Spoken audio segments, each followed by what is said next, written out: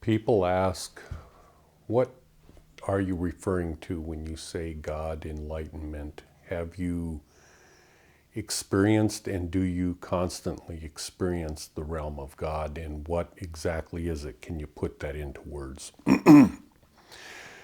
This is a kind of a difficult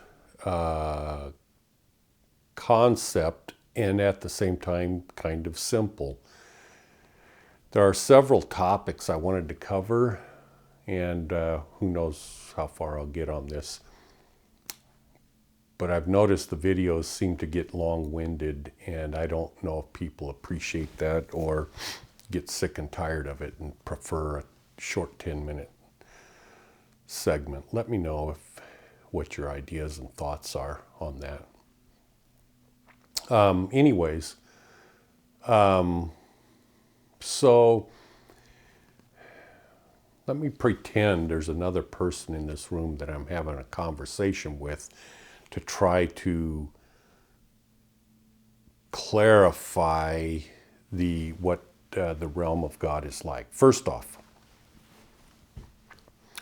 recognize that this is an illusion, this reality. Consequently, there is no such thing as a realm or existence that isn't the realm of God. Anything and everything is an illusion that is not exactly the realm of God. So I could turn this around on you and say, what is it you experience at all times? Because that's an illusion. Why do you prefer an illusion as versus the realm of God?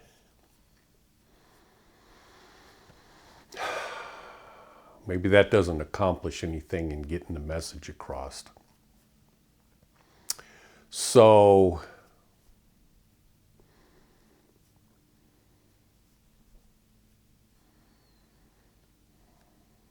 you can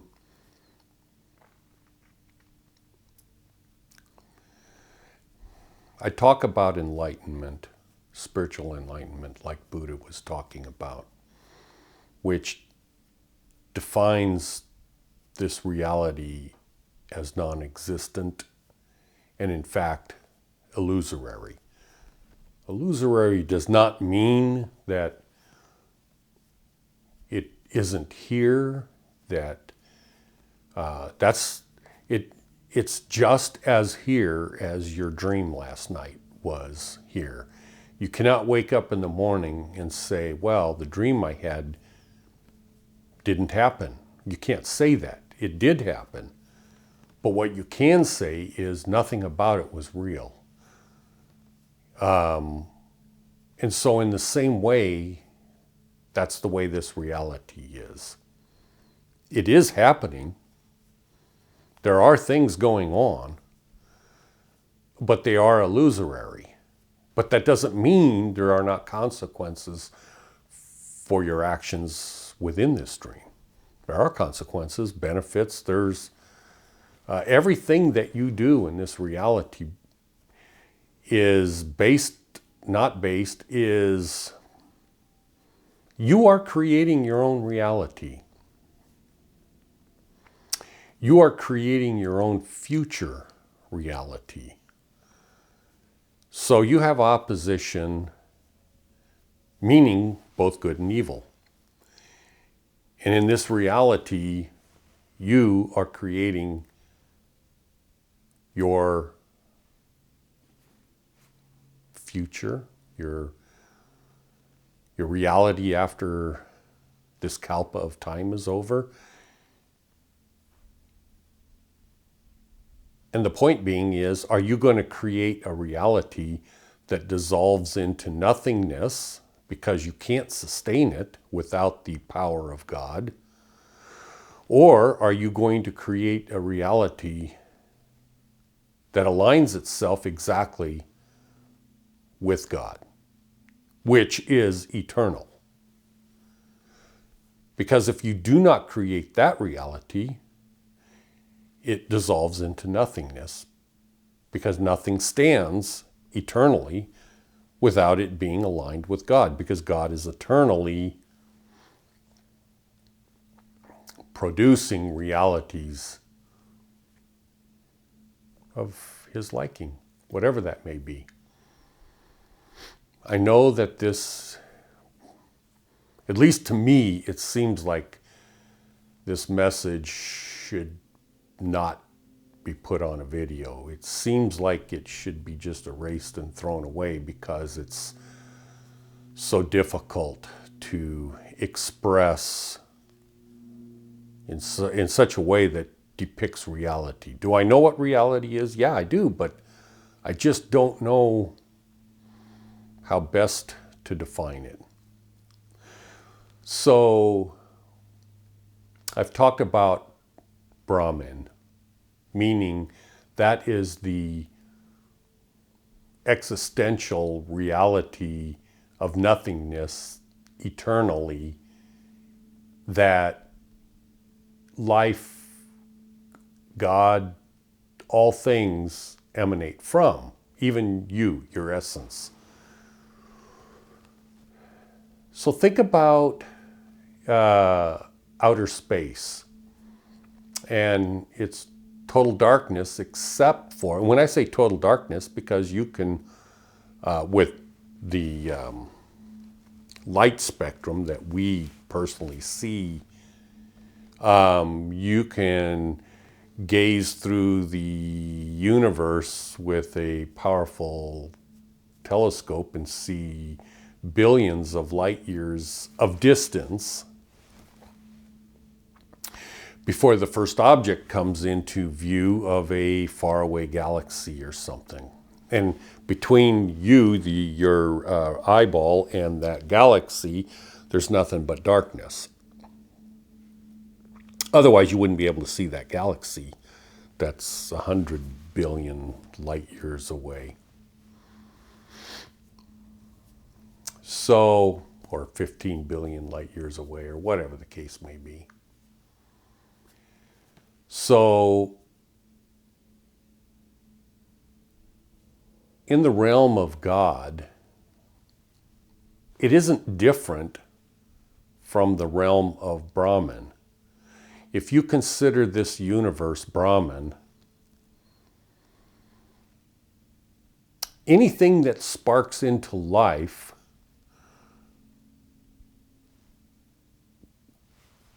automatically or comes into existence, awakens, and it now emanates or creates a light or creates a something that breaks the darkness of the endless universe.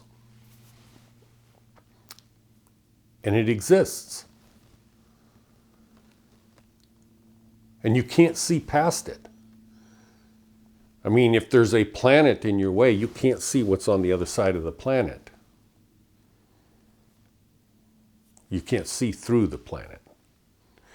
If there's a star in the way, you can't see past the other side of the star. On the other side of the star, there could be 1,000 galaxies that you can't see that are infinitely further away. But they exist even though you can't see them.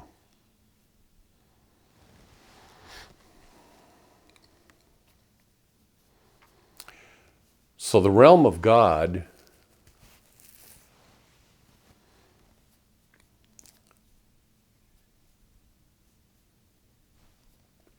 allows things to come into existence from Brahman.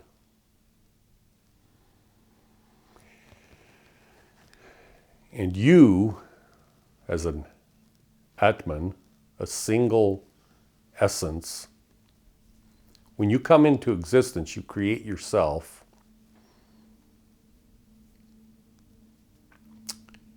and you create a light.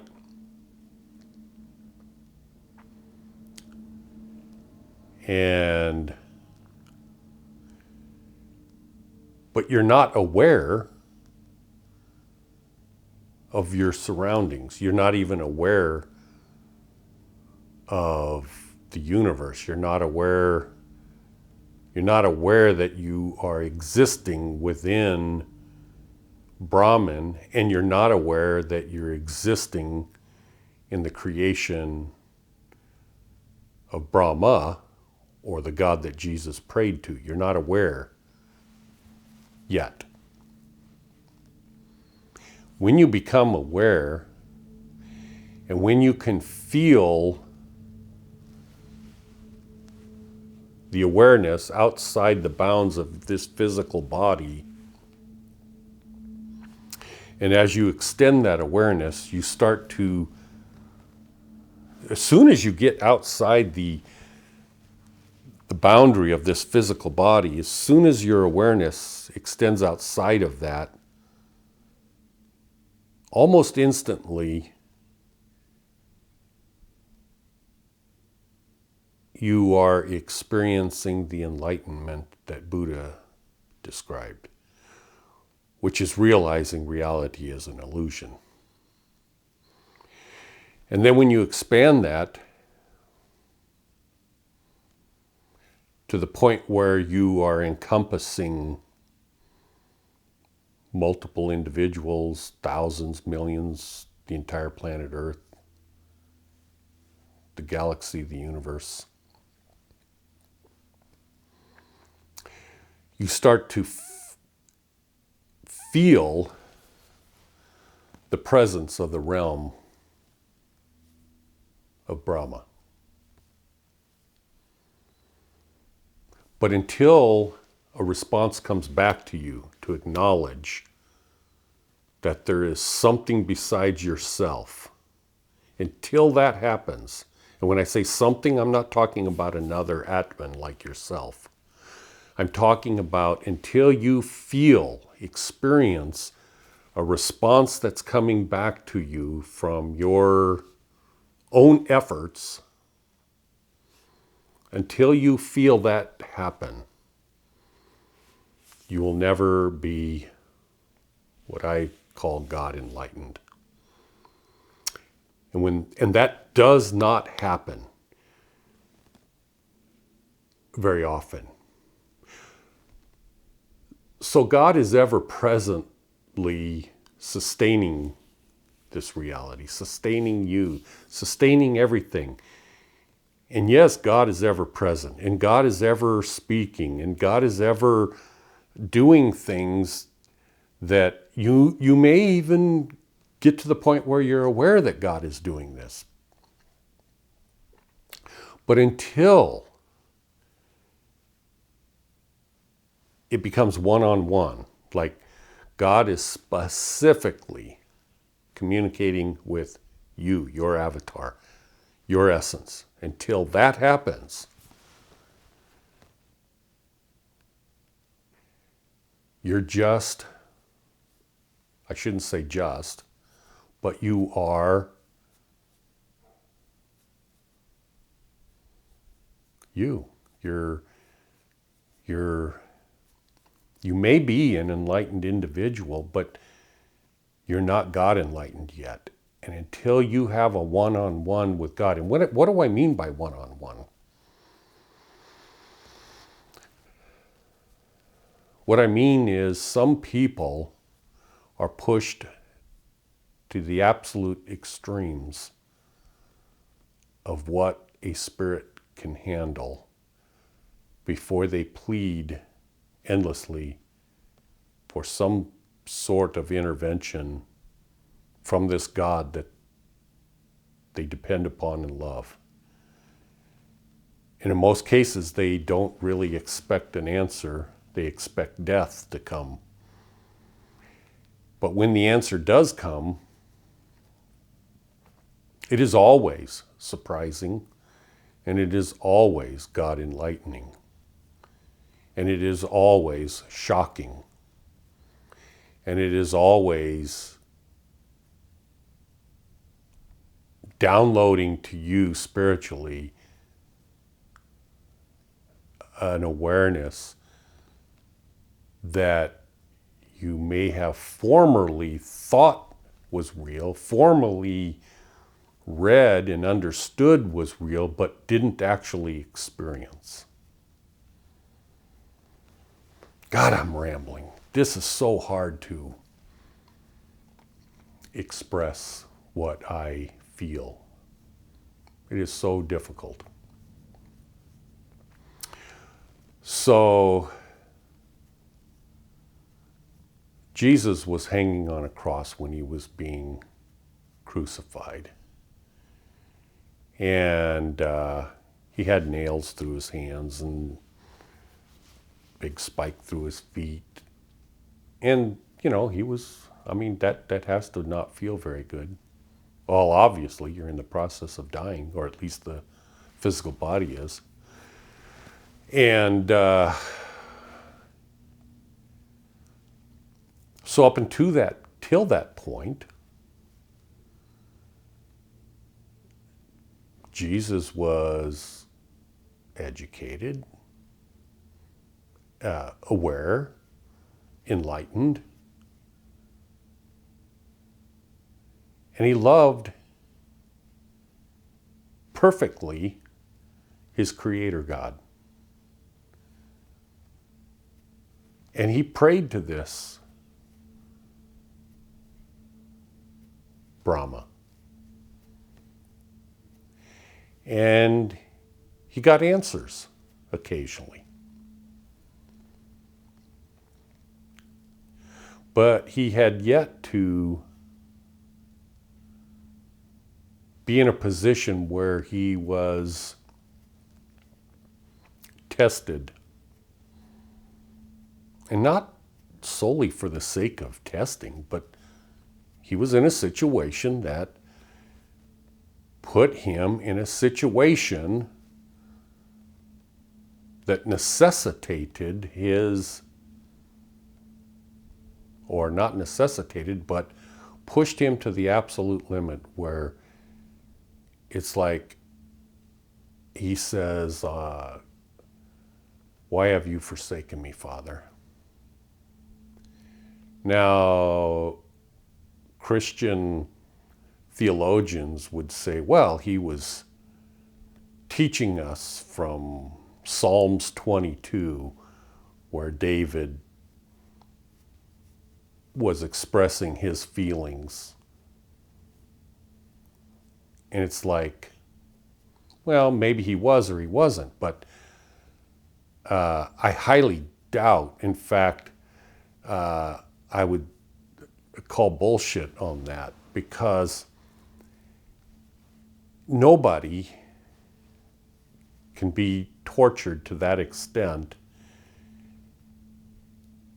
and have the cognitive awareness to go, yeah, I remember in the Old Testament, there was a scripture. Let me see, how do I remember this? It was Psalms 22. And so, let me repeat what was written in Psalms 22 to these people as I'm dying on the cross. Father, Father, why have you forsaken me? You have to call time out on that and say, I don't know what in the hell you people are trying to convince me of, but you are out of your ever-loving minds, or you're lying, or who knows what your issues are. But I am quite certain Jesus did not do that. It might have came to his mind that he was so familiar with the scriptures that he felt he was in the same situation, and so why not repeat the same things because it was familiar to him. But he certainly wasn't hanging on a cross thinking about teaching us a lesson to look into the scriptures. That's asinine. That's beyond ridiculous. No, he was fully being tested physically to the point where he actually did feel, why am I being forsaken?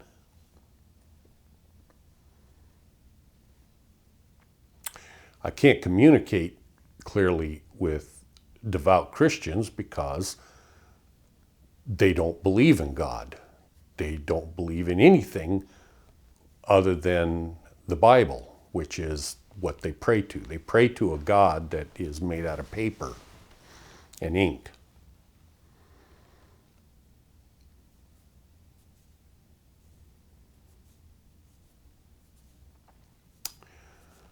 So, the realm of God, some people would comment to me, well, what is it like? It must be boring or whatever. And it's like, my God, could you possibly be more stupider than that? Is it possible that a human being can be more stupid than to make a comment like that? I mean, if this reality emanates from that reality, then that reality is greater than this reality. This is an offshoot of that reality. So if you can think of the most exciting thing, like riding a motorcycle at 160 miles an hour on mountain roads, sliding around corners, or hang gliding, or parachuting, or going into outer space, or it doesn't matter what you can think of as being exciting. That emanates from there. This is not greater than that. That is greater than this. So the realm of God, if you're creating your reality such that you think the realm of God is boring, then that's the reality you're creating. And that does not align with the true realm of God, which means you're creating a false reality. And when this kalpa of time is over, you dissolve back into outer darkness because you've created a false reality that can't stand without the power of God. Does that make sense? So, yeah, the realm of God far exceeds anything you can think of here. Another random thought that comes into my mind is this reality is so absolutely crazy, giving opportunities for opposition, good and evil. And with this, you have a spectrum that you can create your own reality and to align it to what is real. Think about this every day. I was thinking about a concept where people get lopsided and they have this attitude of, they'll say to me, John, you're hard-hearted, or I don't even know. It's negative to say the least. And they go, look at the beauty all around. Look at the flowers that are blooming, and the beauty of the sky and how the clouds float across it. Okay, that's true. But also look at the little critter on the ground that's being killed by a bigger critter that's being eaten by cancer, that just got crushed by a boulder that fell off of the mountain. I mean, you can't have one without the other. It's idiocracy to think for one moment that you can have one without the other. You can't say, well, you're just being a pessimist, John, by expressing the fact that Satan is in power and this and that. Don't focus on that, John. Focus on how beautiful God made this reality. Okay, it is beautiful. But also look at the fact that you're eating a hamburger as you're talking to me, and somebody had to murder a fucking cow to give you that hamburger. Don't be a hypocrite.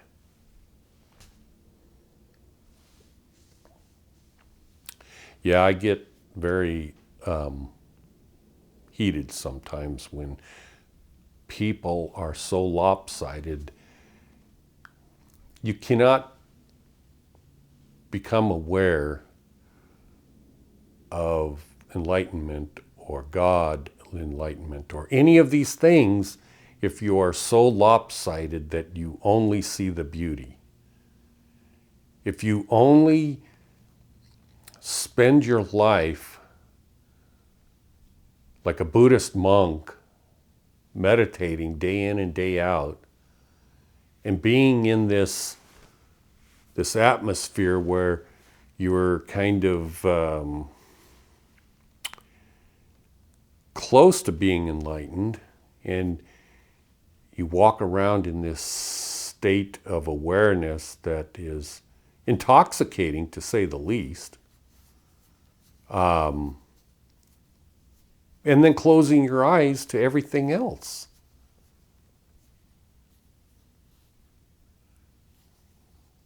You don't have to dwell in the evil and the darkness, but if you refuse to acknowledge its existence, then you are ignorant. So you have to take everything and encompass the whole reality and then try to reduce it. What does that all mean? What is it all getting at? Where is the beauty of the whole thing? Where's the beauty? Where's the God? Where is it?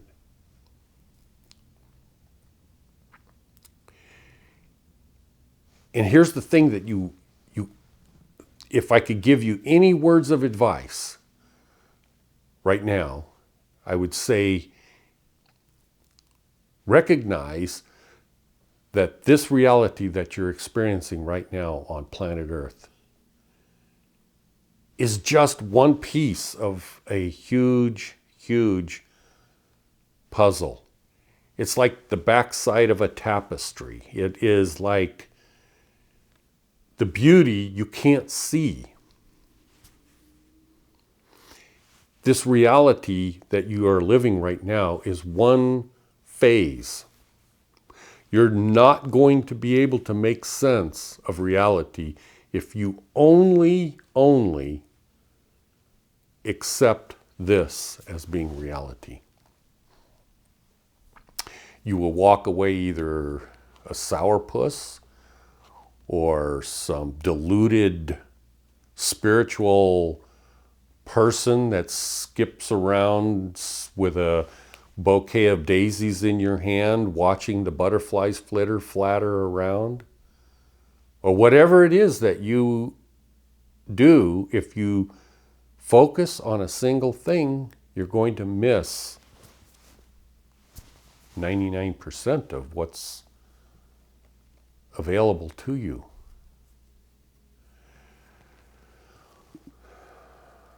So, God, I didn't even know if I should air this video. It's so disjointed.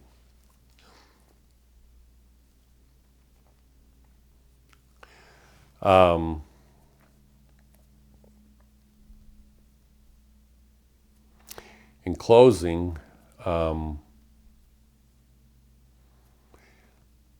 I think my other videos will be better than this one. This one is so hard. I don't know. The question is asked, how do you know there is a realm of God? Do you know it? Do you feel it? Etc., etc. Yes, I know there is a realm of God. Do I feel it? Yes, I feel it. But here's the problem. I have a physical body, and I have to use it to communicate to you. Now, true love communicates from one human being to another without using this physical realm and this physical body. That's why it's so powerful.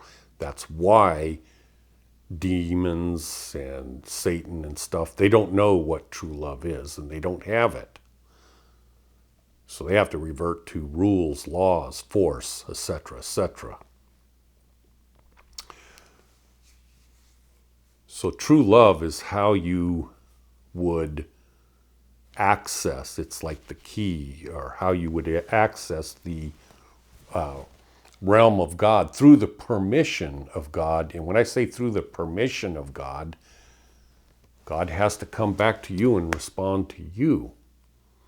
And that's never going to happen until you get yourself into a position. When I say get yourself, you're not going to put yourself there any more than Jesus put himself on the cross.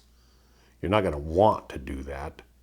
But if it should happen, then you will get there. And through love, trust, faith, etc., etc., etc., maybe the situation will arise that causes you to ask and beg and whatever it takes for God to respond in love, and then you will understand and know what the realm of God is like to a certain degree, and not to an entire degree, because you still have a human body.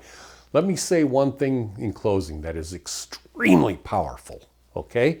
That is the physical body. They talk about, or when I say they, Jesus talked about it, it's an enemy to God. Why is it an enemy to God? Well,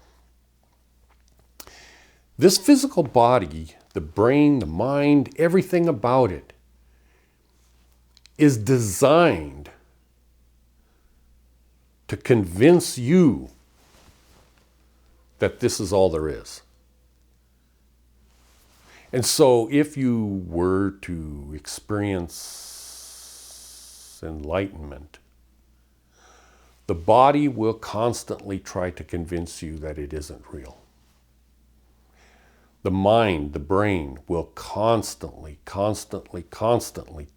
to convince you that this physical reality is real and that spiritual things are not real, even though they happen. For me, for example, for me, I may go, sometimes let's say I go for 6 months without any super spectacular spiritual things that happen to me. And my physical body and brain and mind is going, it just kind of, it's like a radio message jamming device. It's like going, John, what happened over the last 20 years isn't real. It isn't true. That didn't really happen. You imagined it and everything else. And of course, myself, I have to tell myself, of course it's real. What the hell is going on here? Why is my brain and my mind telling me this? And sometimes I can get frustrated and go, I'm like on autopilot or something, and I go, wow, I really miss those spectacular miracles and stuff. I really, and it's like maybe 6 months or more will go by, and it's like I'm kind of getting desperate or whatever, but I'm not just going to ask for a miracle to happen. But I need something, and so maybe a situation will arise, and it forces me to exercise great faith in everything, and yeah. And even though a part of me knows the forthcoming miracle will take place, the vast majority of my mind and brain and awareness keeps telling me, oh, it's not really going to happen. And then when it does, it's like, oh, holy cow, man. When I say holy cow, I don't mean to offend Hindus. I just say that. It's probably a racist saying, whatever. Anyways, when it happens, it's such a state of awareness that even after hundreds and hundreds and hundreds of times this sort of thing happening, it's still shocking every time it does happen, and humbling, to say the least. And you could ask, well, what are you talking about, John? What kind of miracles are you talking about? Just miracles. Just things that cannot happen on their own. I mean, one time, for instance, this is one time out of hundreds and hundreds, one time, just one. I was contemplating a project that I built, and I go, what did I do wrong? I think I did everything correct. What is going on here? Why did I do something wrong on this building project? I don't get it. I think I did everything right, but there's no confirmation. I don't know. I'm talking about building a house. And I had a guy, not even in construction, a guy in a pickup truck drive by, stopped in the middle of the road, got out of his truck, came over to me and said, "Did you build this thing?" I go, "Yeah." "Wow, I wanted to tell you, it's just absolutely spectacular. It is like beautiful. You really did a great job." I go, "Okay, thank you." And he turns around and he looks back and he goes, "I don't know why I stopped my truck to talk to you. I've never done this before in my life. I feel weird." And he got in his truck, drove off. Never saw him before, never saw him afterwards.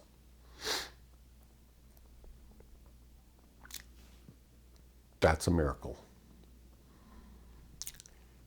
A miracle is not shuffling cards and having the ace come to the top every time. That's called a trick. There's a difference between tricks and miracles.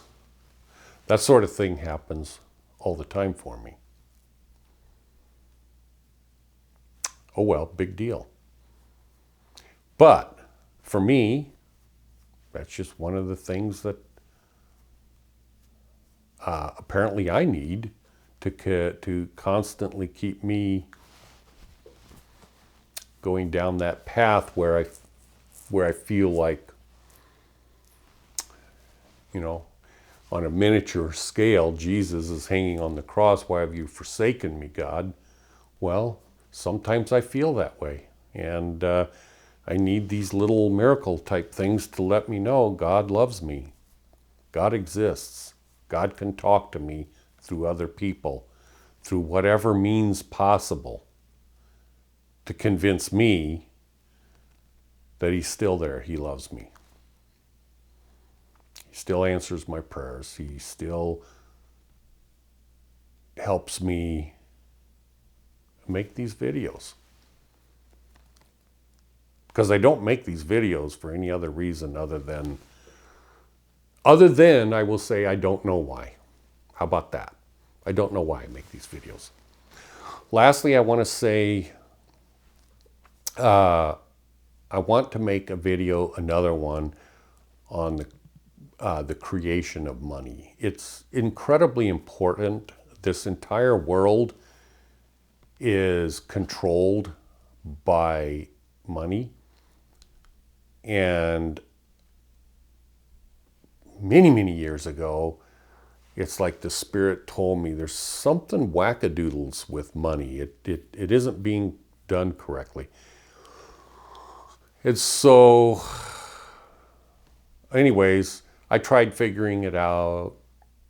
My son helped me figure it out. I did the research. But that just told a small speck of what is going on. And I actually had a revelation as to what money really is, or better yet, how money is supposed to be created. It's never going to happen in this reality because this reality is controlled by Satan. And Satan controls money. And I don't care if you think that's crazy or wacky, but it's absolutely true. And so, yeah, I had this revelation, and it is so simple and at the same time so almost impossible for people to wrap their heads around how money is supposed to be created, because this has been going on forever. I did the research in the Sumerian cuneiform. There's a story of the Epic of Gilgamesh, which predates literally every written thing, even Sanskrit. And that's how far back I went to do the research. And even back then, Satan was controlling the world through the monetary system of gold and silver and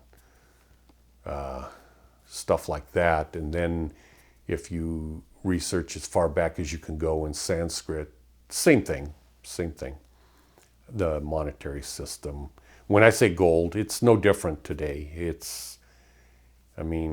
Where's the intrinsic value in gold? It's ridiculous to base money upon that sort of thing. And then it was corrupted beyond belief in the Marxist communist movement of how money was supposed to be created socially, which would throw you off if you ever understood how money was supposed to be created. That was just a diversion. Anyways, the entire planet Earth or an entire country would jump to a phenomenally successful economy with zero people being poor and more powerful than any nation in recorded history, probably within 10 years, and it could start tomorrow if the people were to wake up and implement the proper methodology of how money is supposed to be made. And it is extremely simple, except for our brains have been conditioned or brainwashed for 10,000 years so that we don't understand how money is supposed to be created. And because it is created the way it is, the power rests in the hands of evil people. And because of that, reality is the way it is. This is why we have wars and evil ruling the planet Earth and everything. Just because Satan is the god of this world doesn't mean humanity has to cede their power and authority over to this god. They can just as easily be against that, and who cares? Satan can say what he wants and be the god and this and that and everything else, and you can just say, well, I don't care what you say. I'm not going to abide by your laws and your rules and this stuff. A society could actually do that.